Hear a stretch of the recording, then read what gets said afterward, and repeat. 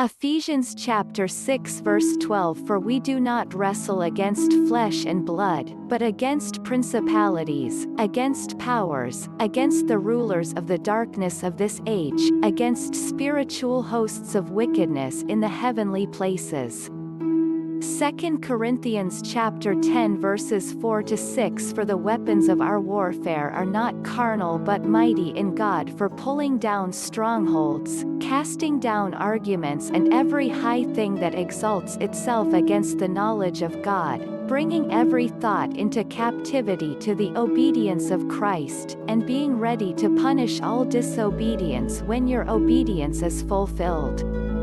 Isaiah chapter 54 verse 17 No weapon formed against you shall prosper, and every tongue which rises against you in judgment you shall condemn. This is the heritage of the servants of the Lord, and their righteousness is from me, says the Lord. John chapter 4 verses 23 to 24 But the hour is coming, and now is, when the true worshippers will worship the Father in spirit and truth, for the Father is seeking such to worship him. God is spirit, and those who worship him must worship in spirit and truth.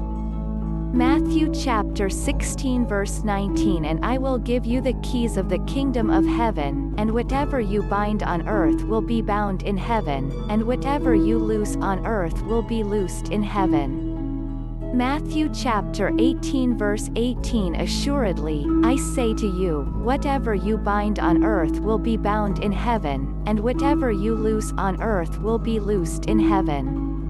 Romans chapter 8 verse 37 Yet in all these things we are more than conquerors through him who loved us. Luke chapter 10 verse 19 Behold, I give you the authority to trample on serpents and scorpions, and over all the power of the enemy, and nothing shall by any means hurt you. Revelation chapter 12 verse 11 And they overcame him by the blood of the Lamb and by the word of their testimony, and they did not love their lives to the death.